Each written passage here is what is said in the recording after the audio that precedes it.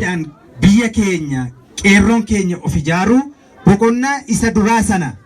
bifa tasgabbii qabuun Oromiyaa keessatti kana booda gamtaa wal ijaarree akka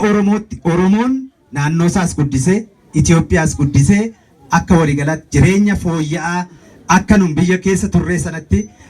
akka ceesifnu egaa garanumaan sinitti dhaammadhaa isaa fi warra kaantutti dabalaa warri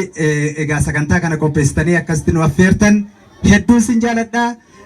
waan isin jaaladhu immoo akkatti ibsuun qabu hundaafuu ulfaadhaa galatoomaa egaa fuuldurattis wal argina hedduu ulfaadhaan sin jedha.